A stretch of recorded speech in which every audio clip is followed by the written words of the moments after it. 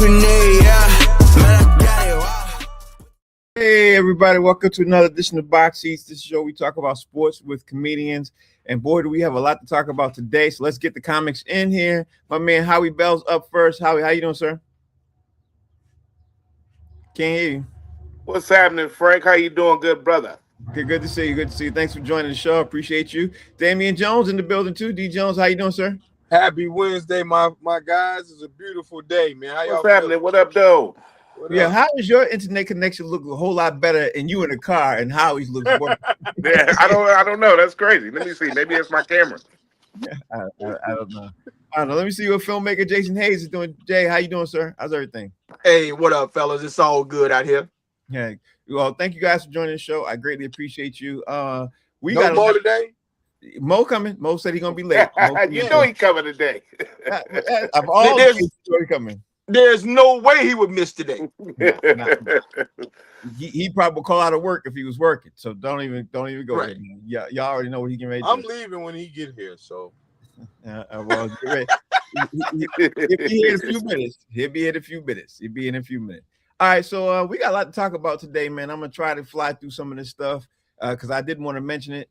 I don't want some of this stuff to linger. So, Howie Bell, you're gonna be up first, man. I don't know if you guys got a chance to see this story today, but Brian Flores is still doing his lawsuit against the NFL, and it intensified Monday morning with court filings revealed that his legal team has served subpoenas to 25 NFL teams and served more than 1,000 discovery requests in an attempt to obtain league-wide hiring records and communications related to discrimination claims. The court filing didn't identify which 25 teams, but it being in the NFL, we heard that so far that it's the Denver Broncos, the New York Giants, Houston Texans, amongst the defendants currently contesting Brian Flores' claims, and they are going to respond to the request, and they're saying they are punishingly overboard. Now, Howie Bell, we've been talking about this Brian Flores situation for a while. We've been saying that we think it might be hurting his chance, and it's hurt his chance to get NFL coaching gigs. But it seems like he got a lawsuit, bro. Seems like he got a serious one. What's your take, Howie Bell?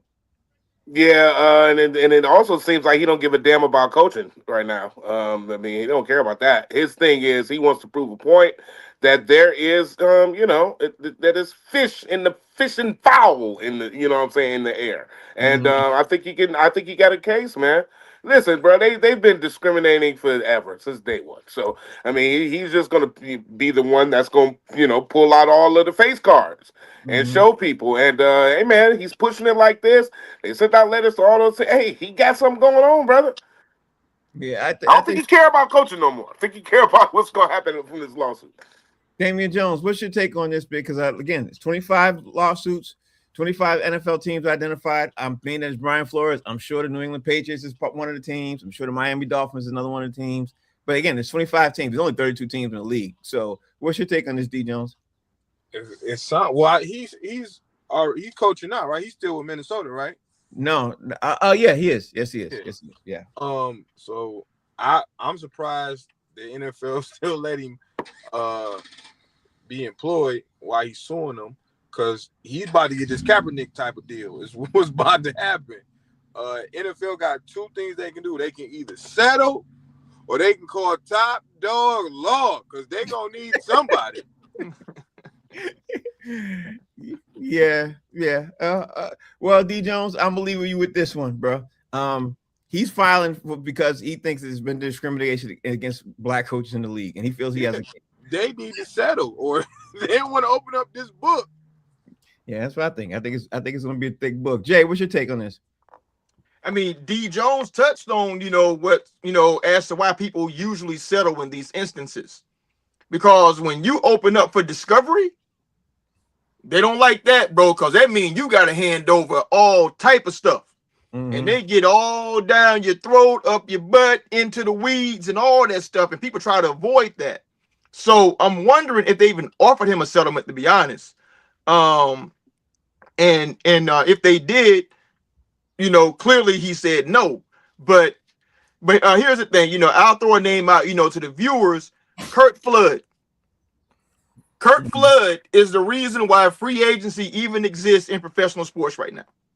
Mm-hmm. And Kurt Flood who played. I mean, he was the best leadoff hitter, in baseball for a very long time, playing for the Cardinals, and he didn't get a chance to really benefit from it because once he did, he immediately got blackballed. Mhm. But because of his lawsuit, the rules of how players were allowed to leave teams when their contract was up, and owners, just could hold on to him forever. He changed that, and this may be there for Brian Flores. I told you guys, I don't think he'll ever be a head coach ever again in the NFL because of this lawsuit. But because of this lawsuit, I think he's gonna expose some things that's gonna open up jobs for black coaches moving forward in the future. White Chocolate said he wanted to chime in, so White Chocolate, chime in. Can't hear you. Can't hear you.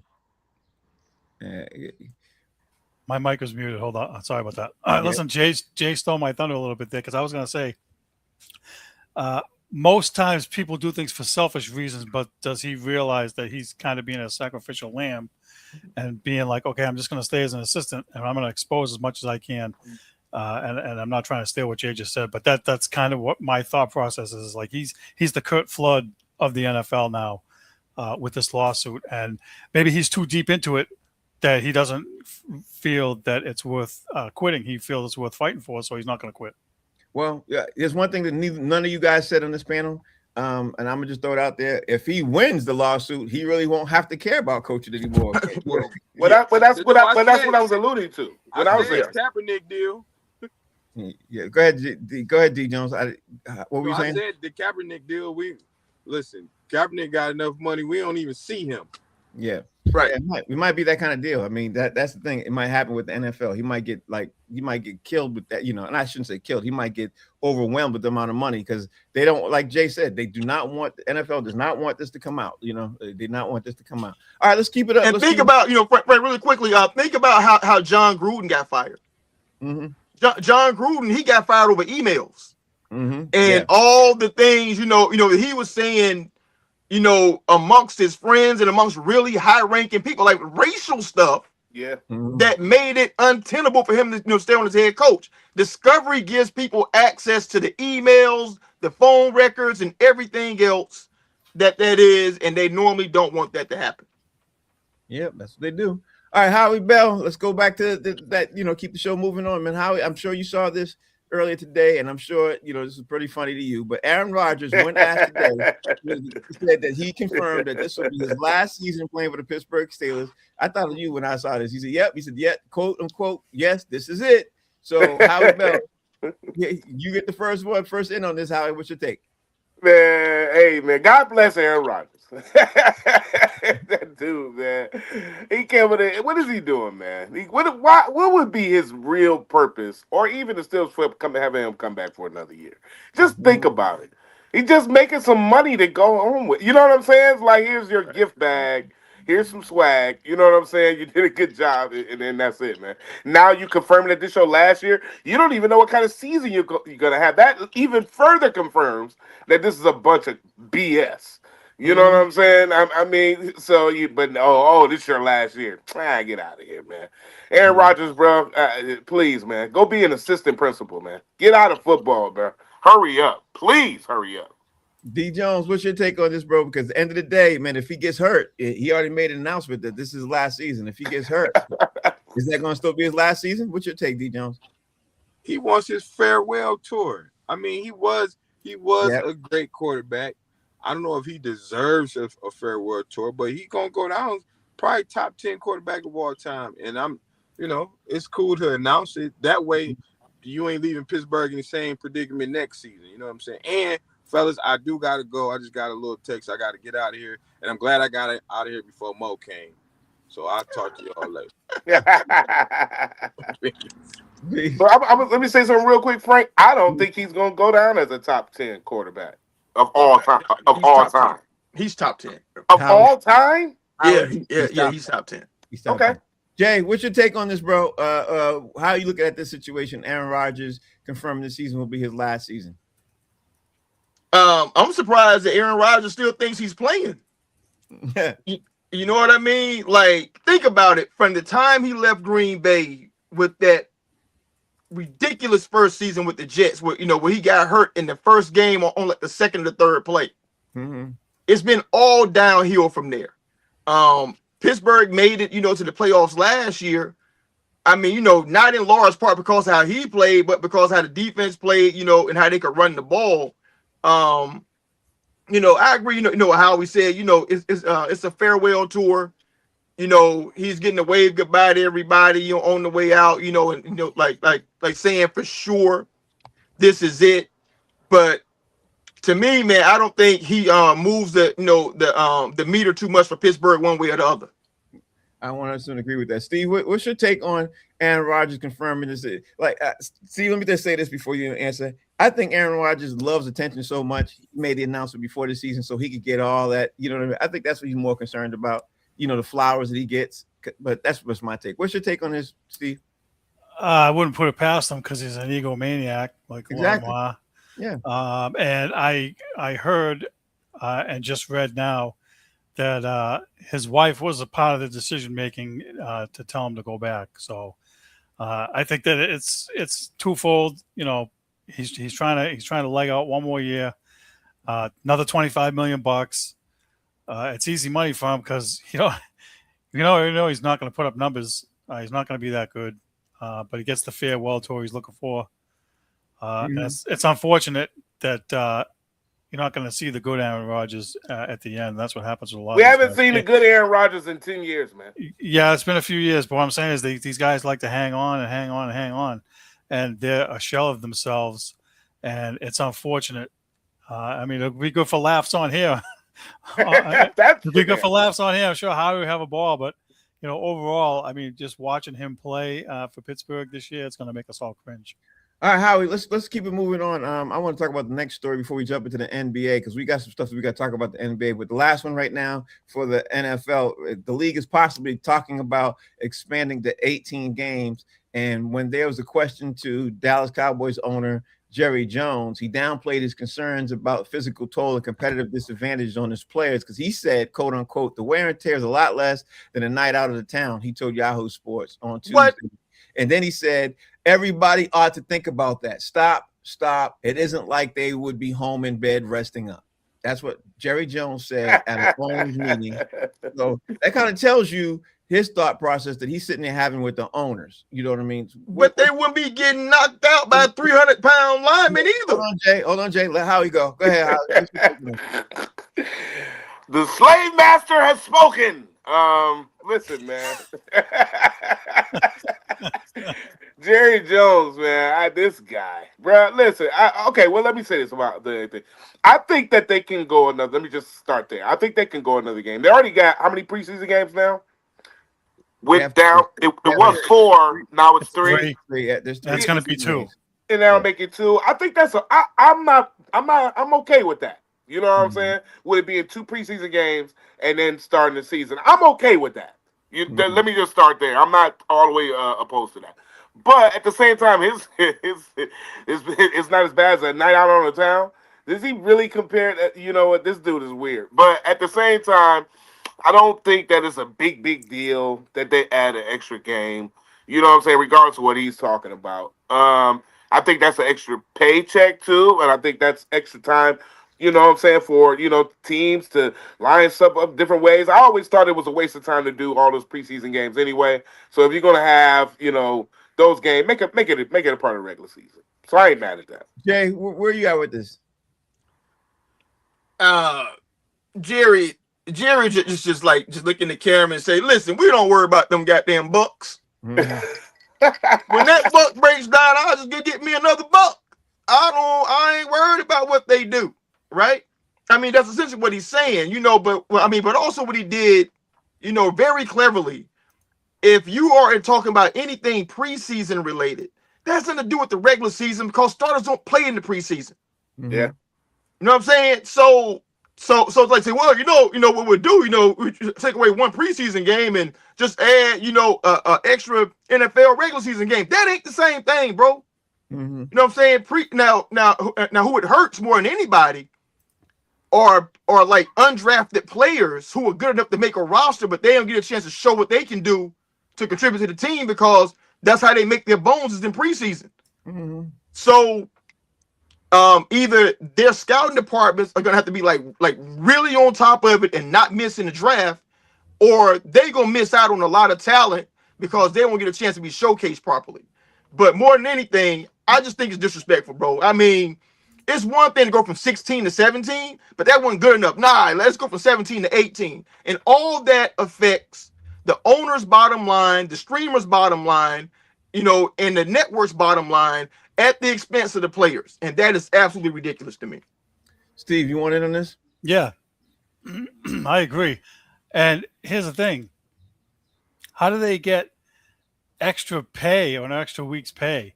If you're making $40 million and you got 17 checks, well, now you're getting one extra check and they're getting for free. The owners are getting free labor. It sounds that way, right? That's how I look at it. How is that? Don't the players wouldn't get paid for that extra game?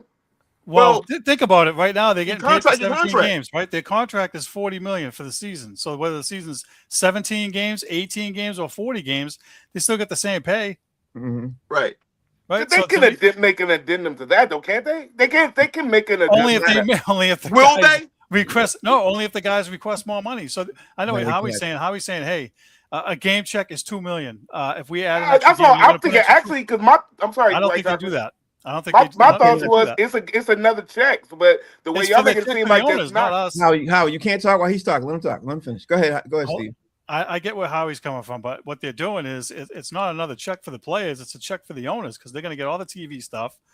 And I've been saying this. I think they're gearing up to have a 4-team division over in Europe, and I can already see London, Spain, Germany, and there's another one over there. I'm drawing a blank right now, but think about this. They're gearing everybody for more football overseas, and stupid Jerry Jones is like, oh, the guys are out clubbing or whatever. What happens when they have to fly across the continent for 4 games and fly back every other week? I'm telling you, it's coming. And the players, as it is, the Thursday night games, you don't see a good product. Monday night game, they're squeezing too much, and eventually, too many guys are going to be hurt, and the product is going to suffer. That's how I see it. Okay, now I want to jump in and say this too. What you guys got to also pay attention to also is this gives room for more mediocrity in the league because there'd be too many guys who are average playing. There are going to be too many injuries and everything else. And teams that you would think that might not even make the playoffs might make the playoffs because everybody else will suck because, again, injury. It's going to be a domino effect. It's going to affect everything all the way down. And to Howie's thought process about, paying everything else, if you got to get past the Players Association with the contracts and everything else to do all that. And the Players Association specifically says, I'm sure of it, you have to play the amount of games that you get inserted into, meaning that if you get inserted into 8 games, you play 8 games, that's what it is. If you get 16 games, that's what it is. If it's 20 games, that's what it is. You're not going to make any more money because you're playing an additional game. Your contract is going to be what it is. So I just wanted to throw that in there and everything else. Go ahead. Yeah, it's just real quick. So to that point you just said, they can make an addendum to that though. That does not have to stay like that. You know what I'm saying? Like that's not etched in blood or in stone. So what I'm saying is, it's just as easy as they can go back and renegotiate anything. They can do that. But the initial thing I wanted to say was, it was 12 games in the season at one point. Actually, it was probably 9 at one point. You know what I'm saying? And every year they added a game. We had the same they had the same conversation. What's going to happen to the players? Injuries are going to come up there and add another game. What's going to happen? And now we had 17 games, bro. Since I started watching football, I believe it was at 12 when I started watching. You know what I'm saying? So as a kid, now it's 17. So I don't know. It could be 18. I'm trying to figure out what's the problem. Every time they add a game, there's always a debate on what's going to happen or what the fallout will be. Yada yada yada. The debate is, it's easy how the debate is. The more games you have, the less chances you have to make it to the playoffs, and the less chances you have of your team being good. The more you add to it. They do that every year. Yeah, that's the worst it is. That's number one. And number two, yeah, they can make it them, but all the players have to gather together and have and try their best not to do a players strike, because it has to all pass the players too, the players union. You know what I mean? And the players union have to be the one to go say, yeah, we could agree with this, or no, we don't agree with it. You just can't say, hey, yeah, and let's do this. So, I know it's a process. Yeah, it's a huge process. But let me say this, like for as long as I've been paying attention to sports, especially on the business side, I've never seen the NFL owners go back and make a retroactive deal that's in the favor of the players. Exactly. They've never done that. And never will. So I'm not going to expect them to add an 18 game, an 18th game, but go back and retroactively renegotiate, add clauses, to pay more money to the players, to make more money. Because what happens is this: there's a reason why people get paid a salary versus an hourly wage in a lot of different jobs, that require like long hours. Mhm. Because your contract says I pay you $100,000 a year. No matter how many hours you work or whatever to get that job done, I owe you $100,000. 15 hours or 70 hours, it doesn't matter to me. So right now, these contracts are already signed. The guaranteed money has already been issued. The annual pay is already distributed. And so what's going to happen, if anything, instead of making $500,000 a game, you'll start making $450 a game. You know what I'm saying? Per game, because it's got the extra game, because it's about the total money that's owed to you and not about the per game average. That's not how they compensate the players. Well, let me say this. So I hear what you're saying. So when you go to the playoffs, don't you get paid extra? Don't you But get paid that's separate, another though. That's separate. Yeah, That's separate. hear me out. I get you, fellas. I understand that that's separate. This can also be a situation similar to that they can make it an addendum to. That's all I'm saying. I wouldn't sit here and say that's never going to happen. If they add another game, now you're getting paid less because you add another. I just don't think that can be the outcome or scenario, the only outcome or scenario. I think that there's always been the outcome when it comes to NFL owners compensating players. They've never done a contract in the favor of the players, ever. But it doesn't mean they can't. I agree. I kind of agree, and Frank alluded to this too. So what they could do is the players would have to, as a unit, all agree and be like, "Hey, if you guys are going to do this, we want 1/18 more in our salary." Every year. why can't they present that? Why can't they propose that? They should. They probably should. But that's what they would have to do. But it doesn't. It depends on obviously. It doesn't usually happen, but they could do it. Yeah, the NFL Players Union is the weakest player union of all professional sports. 100%. Yeah, 100%. Yep, agree. They get nothing. They only get anything that they ever try to get ever. Matter of fact, I can't think of anything that they have gotten out of all the all the years. I can't think of anything that when they had a strike. I can't think of one thing that they put to and say, "Hey, we're going to strike," and they lost the last couple of strikes. I remember they lost unequivocally. So right, I can't even remember. You know what I mean? Because the owners hold all the cards. Even that guaranteed money ain't guaranteed money.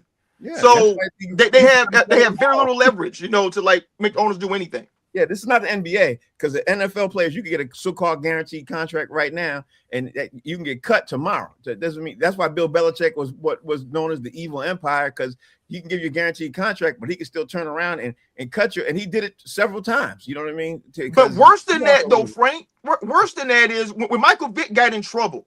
I remember the Falcons gave him a $20 million signing bonus. He had to pay it back. Yeah, great point. And there was a player just last year who signed a new deal. He decided to retire. He had to pay back his signing bonus. Yeah, yep. So they have no leverage. They don't have not leverage at all. But let's keep it moving because we got stuff we got to talk about. Howie Bell. Let's talk about the NBA because at the end of the day, how is some stuff that happened in the NBA, not only on the court, but the stuff that happened on a couple other things. I want to get to a lot of that too. So let me first talk about Jalen Brunson. I watched this game, Howie Bell. I know you did too. We all was watching it as we texting back and forth. It was one of the craziest games. Like the NBA playoffs this year is amazing to me, Howie, because Jalen Brunson definitely sparked the comeback last night. But he definitely, if James Harden wasn't put on a banner last night, he definitely was now, because he was the turnstile right now. The Cleveland Cavaliers were up by 22 points. And the New York Knicks clearly set out to attack him. But Howie Bell, my thing was that I was screaming at the TV was they were shooting so many threes. You know what I mean? Especially, and they didn't call a timeout. It looked like I was watching the Boston Celtics all over again. The Knicks cut it down to 17, no timeout. They cut it down to 15, Jalen Brunson, no timeout. They cut it down with a three-pointer to 12, no timeout. They cut it down to 8, no timeout. They cut it all the way down, Howie, to 3 before they called the timeout. I was screaming at the TV. I was like, I don't understand what's going on with these live or die head coaches, with these shooting all these threes and James Harden playing horrible. But that's my 2 minutes, stand up. Howie, what was your immediate take that you saw as Jalen Brunson sparked the Knicks comeback last night? What was your immediate take? I think the Knicks tried to call a timeout for Cleveland too, but then it went and then I thought I saw somebody in the Knicks like, don't they need timeout? Timeout for them. I thought Take one of ours. Yeah. And they had a whole bunch that, too. man. The more they kept going up and down the court with no timeout, that was the weirdest. The inner white chocolate in me said that this is a gambling moment right here. Oh, Vegas made a phone call. I mean, I've never seen a game where a team go on a run like that, especially in an Eastern Conference finals game where you don't call a timeout. They call timeout fast as hell. You go to 6-0 run. You know what I'm saying? Like, They don't let you get momentum like that. He let them get all the momentum all the way back. That was ridiculous. With 7 minutes left, he needs to be fired. In their own building. Terrible coaching, man. Terrible coaching. And you didn't even give your players a chance to get some rest. They couldn't even breathe. They run up and down the court. You got Brunson dropping teardrops every single time he come down, like 3 or 4 in a row, bro. I mean, with no timeout, I tell you, Cleveland, man, shame on you, Cleveland. Shame. I gotta say, Jay, the funny thing is, Jay, I know you hate the Celtics, but the funny thing is Cleveland now has taken the Celtics off of the worst playoff run this season by doing that, because I think that's gonna stand out. And me, I already thought Cleveland was gonna win New York was gonna win anyway, but I think the series is over. Honestly, I don't, that was one of the things where, there's a game or two that can happen that could kill the whole series. Jay, tell me what your thoughts are, because I think the series is over just by that. You know what I mean? Just looking at that. Well, y'all know, man, that we was texting last night. We was cutting up. But when they blew that game, I went from thinking the Knicks would win like in 5, maybe 6, to like they might sweep them boys now. Because a loss like that is devastating. Yeah. Devastating. It's devastating. It ain't like I mean, listen, here's the thing. I think they could overcome it if they blew like a 10-point lead or a 12-point lead or something like that. Yeah, but to blow 22, it's 7 minutes. With 8 minutes, yeah, like less than 8 minutes to go in the game. Like basically, all he had to do was get like 1 or 2 stops. That was it. All he had to do was get like 1 stop. That's it. You know what I'm saying? And they didn't get that, and they let that team come back. And then win by double digits in overtime against you. Man, I think this series is probably over at this point, because I don't know how you bounce back. And the Knicks are really good, man. So they had that opening last night, to get to steal one, and they fumbled the bag, bro. But like I said last night, also, I feel like that loss was also because of Detroit and because of Toronto. Yeah. Because they played them boys hard for for 14 games before last night, and it seemed like they just ran out of gas. They had nothing left, and and the Knicks was chilling. Jay, that's my point about coaching, because you see at the end of the day, you see your team is getting tired, right? And when you see your team's tired, you call a timeout, you put other guys in, because all you got to do is get 2 or 3 stops. You stop the momentum, you get guys with other legs, and then you put your other guys back in. That's what coach is all about. I didn't understand what was going on. I mean, I don't know. But Steve, talk to me, tell me what your thought is, because I don't know if you watched the game or not. I watched some of the game. I watched the second half. Tell me what your thought is, because Cleveland looked like the better team for 3.5 quarters. That's just the way that they were playing lights out basketball. They were moving the basketball. They played really good basketball for 3.5 quarters. But when about 10 minutes left to go in the game you could see the seismic shift starting to happen. You can see they were getting tired. Steve, what's your take? Frank, I hop on this with the Celtics all the time. They blow these 20-point leads. It really pisses me off. And I understand that it's a game of runs and whatnot, but what's the name? What's the Cleveland coach's name? Loser. I'm forgetting, man. Loser. Whatever his name is, right? You guys remember Tom and Jerry? Remember when they used to have like the little mouse with the angel wings on one shoulder and the devil wings on the other? Yeah, but he had little Joe Mazzulas with one with the angel wing, the one with the devil wings, and the angel wing was like, "Please call a timeout." Nope, let him keep running. Please call a timeout. Nope, let him keep running. Let him go. Matter of fact, shoot some extra threes while you Joe Mazzulla like vibes. I'm like, what is this guy doing? Is Joe Mazzulla calling from upstairs somehow and getting to this guy and letting him? That aggravates me with the Celtics too. He lets them go to try to figure it out. They don't figure it out, and then they choke it away. And 53 pointers again, recipe for disaster. And they were taking bad shots even in the first quarter. 2 for 13. Yeah, it was bad. start And I'm out the like, game you slow. guys Yeah, shouldn't be yeah. doing that. They never adjust. That's part of the problem. And with 8 minutes left and you have a 20-something point lead, you should not lose. I just don't feel like any team should lose those kind of leads, but they do. And it's not just It them. happens. It's not just the Celtics. It's very I want to frustrating. say this. Denver I blew want- it too. It happens. Yeah, I want to say this. I want to say this. To me, James Harden is the reason why they lost that game. To me. Oh, no And- question.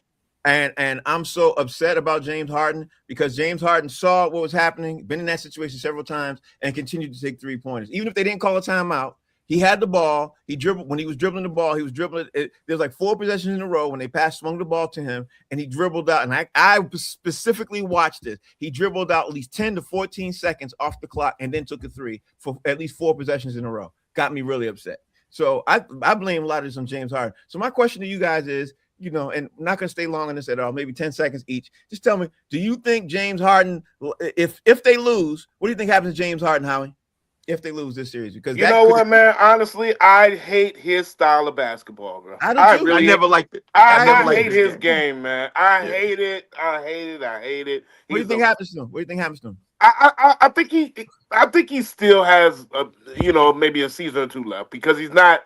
You know what I'm saying? He still has basketball wisdom. So he'll be around.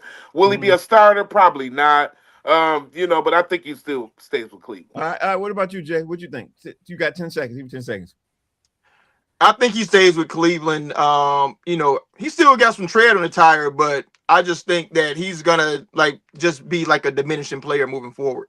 All right, and White Chocolate, what you think? I think he's going to do like he always does. He's going to force his way out because he won't be able to take the criticism. He'll be somewhere else.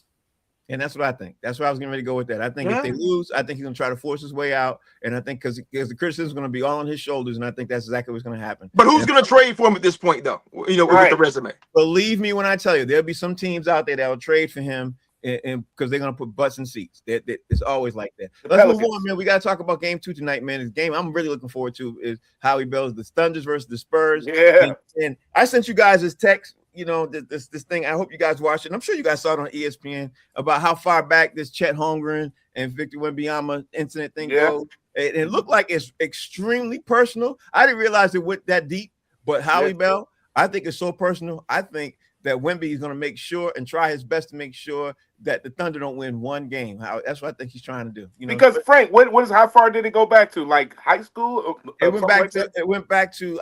It looked like high school, but it went back to the Olympics, like they, U.S. and France. Yeah. But it might have gone back to AAU because Wemby came over here and played with Chet several times. But that was just what they had on video. But you could see. It didn't start with that video that they showed with U.S. versus France. You know what I mean? You could see. Sure. You can see it was aggravating him something before that. That's my point of bringing it up. What's your take, Howie? Man, maybe they got into an argument, years ago. Maybe this has been an ongoing issue. I'm taller than you. I'm taller than you. I'm better than you. I'm all that. I get more rebound. I can do this. I do that. So, this goes back to they was kids, obviously. So Howie, it might go to people giving Chet more recognition than Wemby when Wemby felt he deserved more recognition probably at a younger age too. Yeah, that's what I mean. At a younger age. Yeah. What's your take, Jay? Oh, I'm sorry. How are you done? No. Just last thing, real quick for Jay. And Wemby has become a man now. You know what I'm saying? And a little bit more physical, a little bit more dominant, and so here we are. Jay, looking at it from 3,000 feet, man. You watch basketball a long time. You know how these AAU tournaments are. You know how the Olympics are and everything else. These guys see each other all the time. It's game 2 tonight. What you think? You think it's personal? You think it's what do you think? I don't even want to put words in your mouth. What you think? Listen, let me first say I love everybody, but there's some people I don't like. And I think this is one of those situations where Victor Wembanyama just don't like Chet, bro. And it don't matter what happens, it's just some dudes that if you compete against, you ain't never gonna like them. I mean, you hate the way they walk, you hate the way they talk, you hate everything about them, and it's bulletin board material for you just seeing his face. You know what I'm saying? You lock in automatically, like, yo, I'm on a mission to just murder this dude, not for real, but I'm out here to murder this dude, athletically. Diminish everything about him, and so. That seems to me like that's how Victor plays when he sees Chet. and he knows that Chet can't do nothing about it, and he wants to prove to the world that this dude sucks. He said, "Stop talking about this dude like he's somebody. I'm telling you, he's terrible. He's nothing. Stop hyping him up. I'm gonna show you that that he's nothing. Stop waving this dude in front of my face." That's what it feels like to me. You know what, Jay? You know what it brought back memories to me? Since you're in my age group, you might remember this. Remember the time when Jordan was coming out and everybody was comparing him to Clyde Drexler? Remember that? And everybody remember that. Everybody was like, Clyde Drexler's this is before Jordan became Jordan. This is before all that happened. And everybody was hyping up Clyde Drexler. That's what it reminds me of. I don't know if it reminds you of that, but I get a lot of that. I get a lot of that sense. What's your take, Steve? Listen, after the last game, I didn't get to see it because I crashed. But listen, this is one of those games. NHL playoffs is starting, and this game is going to be on almost at the same time. And I'm ready to tune in to Victor Wembanyama because that dude's going off, and I got to get a look. And we had earlier in the year when they played the Celtics, and he was shooting freaking 8 threes and made up 8 for 16 from 3. And I saw him, and I was like, "Holy crap, this guy's incredible!" So, listen, this is what the league is all about. They want superstars, and this guy's going to be a superstar, and he's worth watching, and they're going to get what they want because I'm going to tune in. He's definitely a new face of the league. I don't care what nobody says. Which ain't no doubt about that. No, and one more thing I want to add to that: we are actually watching in real time history, bro. I remember watching Michael Jordan play. We're kind of witnessing that same type of deal right now, watching Wemby play. Yeah, we are. Which brings me to the interesting point. Dallas Mavericks put out something yesterday, right after we got off the air, man. They fired Coach Jason Kidd, and I thought that this was interesting fire, and I think it might be an interesting fire because Jason Kidd might have.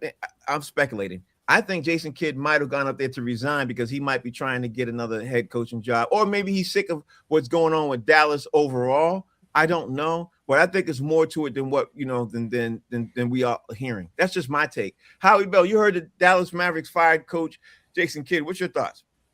I'm confused though. I don't really know why. You know what I'm saying? I don't really know. You know what I'm saying? Like I don't see a reason why. So I'm a little kind of in the dark with this. You know what I'm saying? But it could be anything, man. It could be personal. It could be arguments. With the. You know what I'm saying? With the front office, ain't no telling, man. You know what I'm saying? When it comes to it could be because Jason Kidd was probably a proponent of them not trading Luka. You know what I mean? It could be that. It could be he was a proponent for trading him, but you got new ownership came in. They got rid of Missouri. They got him out of there. You know what I mean? And they could be saying, "Hey, we want to get a new direction too on the court." You know what I mean? Yeah, and they got a new great player too, man. That they got a future invested in. So and ownership could have made him play Cooper Flag, and maybe he didn't want to play Cooper Flag in that position. So, it could be a lot of different things. Yeah, but they got to, and whatever the case may be, they got to get behind Cooper Flag. So they like, hey, we'll clean slate. We got Cooper Flag right now. This is our future of our franchise. Which is my point. You're making my point, and that's why I want to ask you, Jay. Do you think that ownership is pushed? Make sure they got rid of Jason Kidd because Jason Kidd wasn't behind Cooper Flag and all. I mean, it could be a whole bunch of things. What's your take on this, Jay? I just got hopefully clear it up enough. Oh goodness, I can't hear him. Can y'all hear him? Jay. He's cutting it out. Yeah. All right, that means Steve, tell me what your thoughts are on this. Well, we seen it here in Boston when Alex Cora got fired. Typically, when the new GM comes in, they want their own guy. Yeah. And the people above that guy re-signed him to a 4-year extension. And there's some disgruntledness about Luka being out of shape. And Jason, from what I've been reading, Jason Kidd might be the reason that they traded him because he got tired of the conditioning questions and so on and so forth. And then have a last place finish or go for Cooper Flag, and you got a new GM in there, and they want to do things their own way, and maybe they don't jive together, and so they were like, all right, you know what, we got to cut bait and start fresh with our new group and get me a new coach. Yep. I think that has a lot. I think it has a lot to do with them saying what's going on here. I just think they weren't on the same page, and I think if you ask me, I think the Luka thing was the catalyst of both. You know what I mean? I think that was the beginning of the end of that part. Let's move on as we wait for Jay to come in. How we got to talk about the next thing. The Trailblazers ended up laying off 70 people, Howie Bell. I want to make sure you see, like the Trailblazers got a new ownership. He laid off 70 people during a full spring cost cutting in the first month. The owner is named Tom Dundon. he laid off a lot of people. And he started slashing expenses. The crazy part is he started slashing expenses clear across the board. And even though I don't have a lot of stuff for what he did, it just that he was trying to make sure he save some money and save some cost cutting stuff on cost cutting tactics. And he just doesn't like the way that they were spending a lot of different money things around that. But 70 people ended up getting 70. And that's an NBA history. That's history in the NBA. Howie, what's your take on the Trailblazers' new ownership laying off 70 people? I don't think that's ever happened before. Man, I mean, who was he firing? The guy that wipes the sweat off the floor? You know what I'm saying? Those guys stayed. Yeah, I mean, he's firing the janitors, the concessions. I mean, you just came in and just wiped everybody out. The parking, the valet guy. Who did you fire? 70 people? I mean, he just came in and just cleaned shop. You know what I'm saying? That almost sounds like he don't know what he's doing. That sounds like somebody that don't know what they're doing. You know what I'm saying? That Donald Trump did some stuff like that too. He went in and fired all the people that worked in the aviation department, like all of the major people that run all the air traffic controllers. That sounds like something like what this guy's doing. You know what I'm saying? It's weird. Who lays off 70 people? But the crazy part about firing everybody else is I think he's going to have a lot of people doing double jobs. You know what I mean? That's what I think he's going. That's what winds up happening. That's why people can't do a competent job, because now they got to take on responsibilities for somebody that. So now you got to do 2 jobs, like you said, in essence. Yeah, I don't know what's going on. That was the reason why you had to hire in the first place. You know what I'm saying? You can't have one person, you know what I'm saying, doing 2 and 3 different responsibilities. That's crazy. You talk about saving money. Jesus Christ. I agree with that too. Steve, what's your take? He's a cheap bastard. And look, that's the only way to put it, because these owners, this is pissing me off, Frank, and I'm not going to get into a Red Sox rant, but John Henry did the same thing. Mm-hmm. He owns the Red Sox. He's cheap. He bought the Penguins, right, and cheaped them out, and they finished in last place. He bought the team for like $900 million. He sold it for freaking almost $4 billion.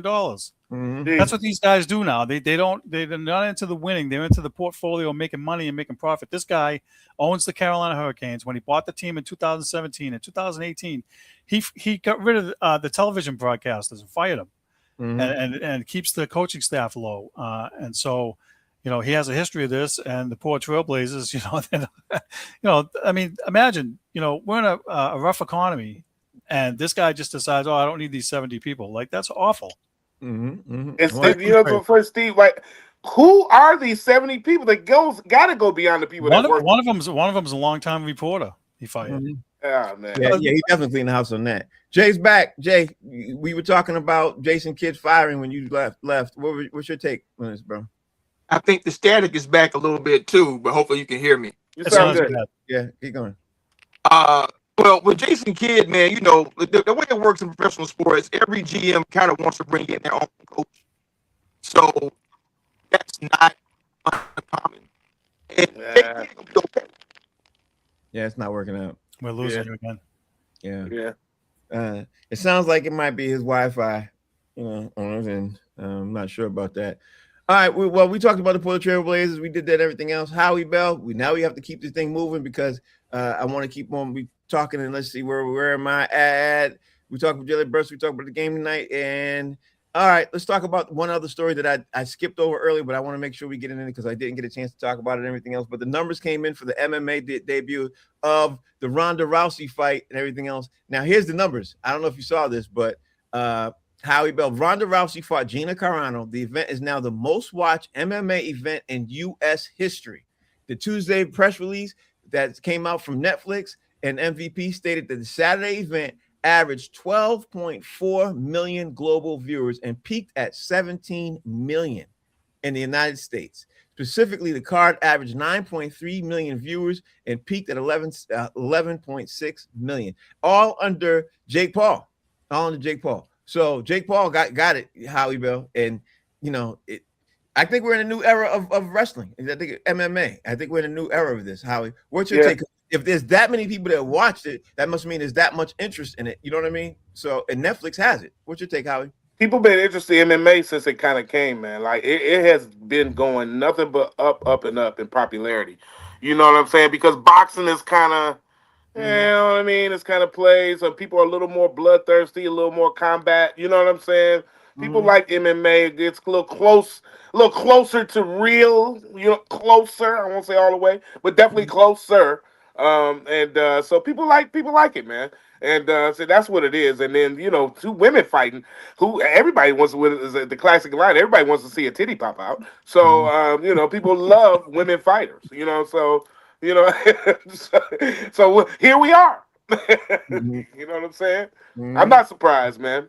I think we're gonna get something bigger, way bigger than this. They're gonna be some stadiums. You know what I'm saying? Like this stuff ain't going nowhere. It's only getting bigger. Jay, let me see if you got the floor. Go ahead, Jay. I still hear a little static. No, Jay, I don't know. Yeah, I hear static. Yeah. All right. Well, so talk about Jason Kidd while you still got it, Jay. You still there? He gonna be all right, man. They owe him $40 million, and it's guaranteed. Yeah, that's right. He's right about that part. All right. So, Steve, talk to me. This is your right up your alley, Steve. Ronda Rousey fight most watched in U.S. history of Netflix. It's right up your alley. So they just broke a record, and Jay, I apologize, but when they have that at the White House next month, I wonder what kind of records that's going to break, right? Yeah. Because like Howie just said, every venue that they pick is going to break records. And Jake Paul, listen, smart for him. These guys know where the money is, and they're cashing in. They're doing it like everybody else. And, it's big draws and people are interested. And, I go back to when Mike Tyson was fighting. We used to have to pay the $60, right? And have him knock the guy out in the first 30 seconds. He'd be all pissed off. Be like, oh man, I paid $60 for that. And wasted the guy. That's what this was. I didn't get to watch it, but I would have probably felt the same way. Now I have Netflix. I'm already paying for it. I didn't have to pay an extra $60, but I would have been like all hype. And I feel like, you know what? And I'm going to say it because I feel like it was rigged. 17 seconds, you put the girl in an armbar, she tapped out in 2 seconds, and they're hugging and whatnot. I'm like, you know what? It's a money grab. Yep, Jay, see if you can say something on this. Go ahead. I don't like women fighting. I would never like women fighting, and I hate MMA. You kept it short and sweet. All right, now it's time for the question that I had today. I posed to you guys, man, because I'm looking at the time. I want to make sure we get this in. And since all the guys not in, I think we could definitely get this in and take our time with this and everything else. Give me your top 5 best performances that you have ever seen and that you loved in the NBA performance, in the NBA playoffs. And Howie, I'm going to start with you because we saw Victor Wembanyama 2 nights ago. We're about to see Victor Wembanyama again tonight. He might put on another clinic tonight, but tell me what your top 5 best performances you've ever seen and loved in the playoffs. Not statistically what they were. Allen Iverson, man, was I swear when he was making that run, man, I wanted him to win so bad, bro. Yeah. I wanted him to win the finals. I really wanted Allen Iverson to get that shit, man. He had one of the best NBA playoff performances, man. And he walked away empty-handed. And I really felt bad for him. That's one. Okay. Yeah. Kobe Bryant has had multiple NBA playoff performances that were incredible, but that first chip they got, you know what I'm saying? That one was, I mean, he looked like a little kid, you know what I'm saying, with Shaq, man, and all that. Do you have the game and the year? Like what game? I can't remember that first year was 1990. Yeah, man, what year? I'll get it for you. Hold on. Yeah, I'm sorry. Yeah, not 1990. Yeah, it was 1990 in the 90s. 98, 99. Okay. That's something like that. Anyway, but Kobe Bryant's first ring, you know what I'm saying, with the Lakers. That run was incredible. Robert Horry, big shot. You know what I'm saying? I mean, which one? He did a lot of them. Yeah, he did so many. I think when he was playing with Houston. I can't remember what year because I don't have these. I didn't write the years down and stuff like that. But I remember when he played Houston, he made the big shot to win a title, and I think he won with the Lakers too. He did as well with the Lakers, but I know he did in Houston. So that's 3, and then we got to go with I must say what Wemby just did last night is notable. You know what I'm saying, for a top 5 performance. Night before last is notable for a top 5 performance of what I've ever seen. And then I got to go with my number 1, of course, the 1998. NBA Finals with the Los Angeles Lakers and the Detroit Pistons. Isaiah Thomas on one leg, scoring like he did, even though they wound up, losing that that game in that series as well. But Isaiah Thomas' performance in the third quarter of that series of that game, I think that was game 5 or something like that. That was unbelievable, man. Game 6, excuse me. Yeah. So game Okay. 6. Yep, game 6, 88. Yep. All right, Jake, give me your top 5. Well, I mean, Howard's number 1 is my number 1. Isaiah Thomas in the game 6, 88 finals on a severely sprained ankle. The dude was hobbling. He dropped 25 in a quarter. Yeah. I've never seen anything like that before or since. So that's number 1 for me. So number 2 for me, I'm going 2016 LeBron in the closeout game against Golden State. 41 points, 8 rebounds, 11 assists, 4 steals, and 3 blocks. Hell of a game. To close out the winningest team ever in NBA history after going down 3-1 in the series. And then outside of that, you know, the one that stands out to me, you know, it wasn't like just one performance, but like it was a playoff performance. Was Moses Malone for the Sixers when he said 4-4-4. And they went through and they swept everybody, you know, in the first rounds, and then they won in a gentleman's sweep, you know, in the Lakers in 1982. Okay, you got 2 more. Oh no, I mean I did those 3. Oh, okay. All right. Steve. I can't remember what year, but Tony Parker for the Spurs had one that was incredible. They won one year, and I think, you know, everybody was, you know, Duncan Robinson and Tim Duncan and Robinson, but Tony Parker had a great year. I can't remember what he is. Okay, all right, Steve. Tough, bro. Steve, give me D Jones is back too. D Jones, you want to jump on this? D Jones too? You want to jump in on it? Yeah, I got it. Okay, D Jones. Wait a second. Let Steve go through his 5. Go ahead. All right, Howie, let me help you. Kobe's first chip was 2000 versus Indiana Pacers. 2000. Right. Okay. So obviously, as a Celtics fan, mine are all Celtics. I have Isaiah Thomas, 2017 versus the Wizards. He scored 53 points in the game, got 29 in the fourth quarter, and it was a week or so after his sister passed away. Very emotional and awesome for him. Paul Pierce with the wheelchair game, because I thought he was done. I think a lot of people did, and for him to be able to come back against the Lakers was crazy. Gerald Henderson, 1984, steals the ball in Game 2 versus the Lakers and seals the deal. 1991, Larry Bird versus Indiana. We smashed his face on the floor and broke his cheekbone and came back and led the Celtics to a W. And I have to, sorry, Howie and D Jones. D Jones going to have nightmares. 1987, Game 5, Eastern Conference Finals.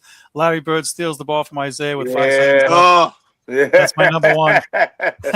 That's my Havlicek stole the ball. I got Larry Bird stole the ball. That's it. Fun fact, man. White Sox, they play that all the time in Detroit, like in like a local stuff. Bird steals the ball. Bird steals the ball. Poor guys are tortured. D Jones, talk to me. Tell me what your 5 are. Yeah, I cried. I was 7 years old. I cried.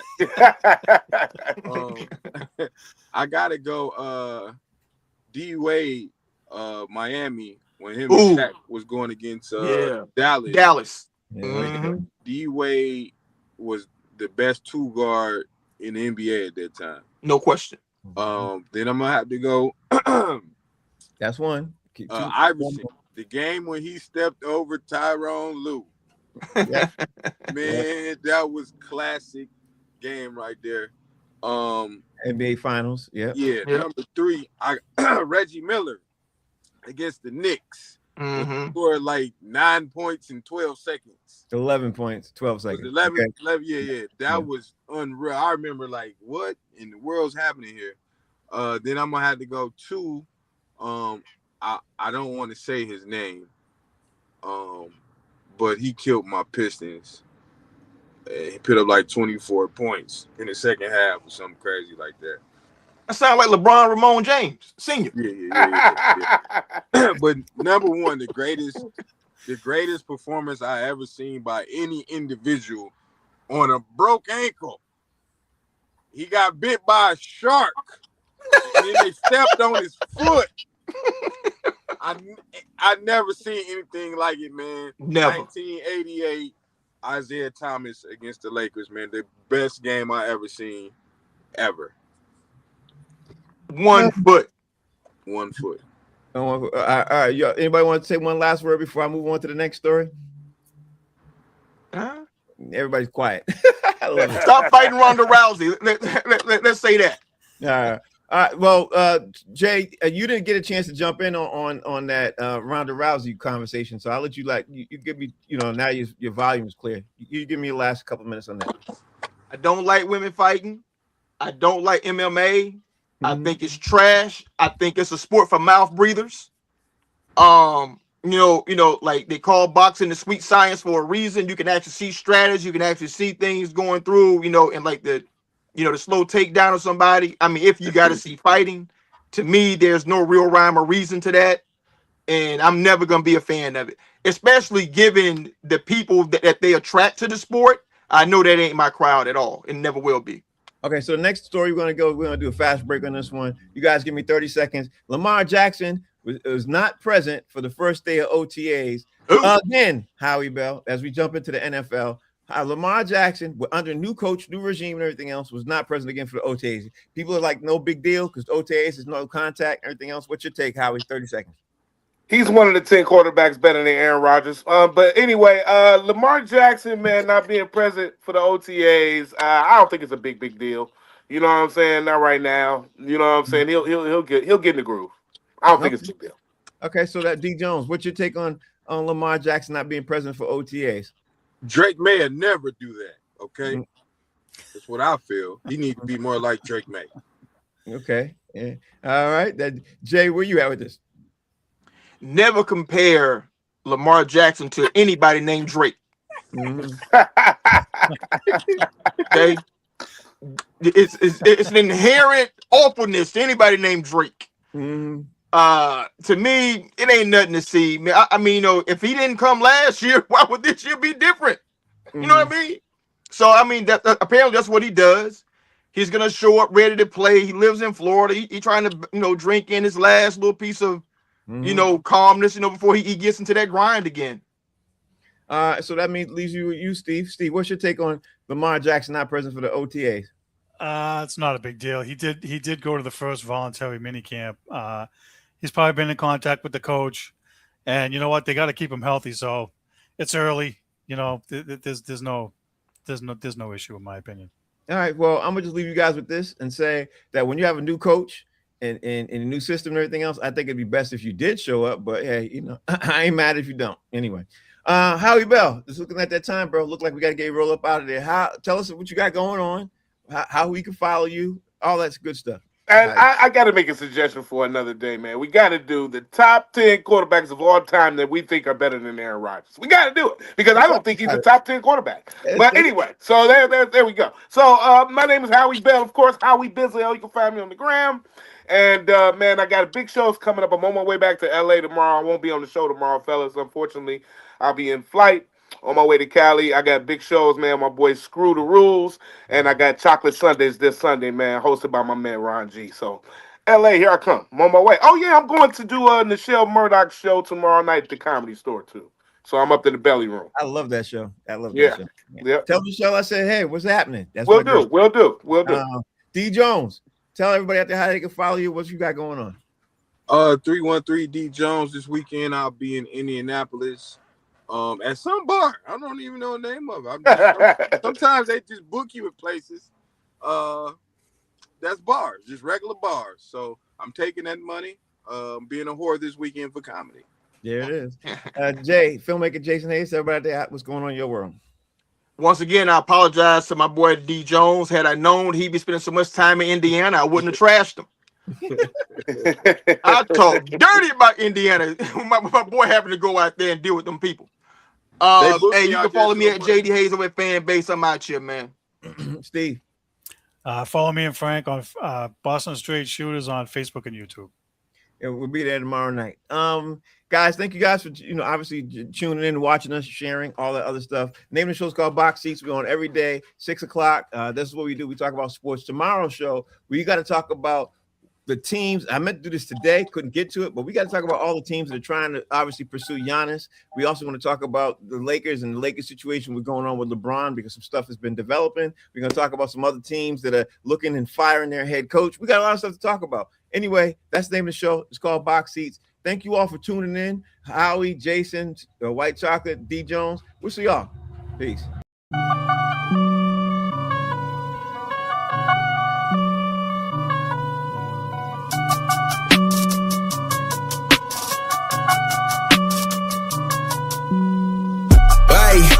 what you need, yeah. Man, I got it, wow. What you say, hey? We about it,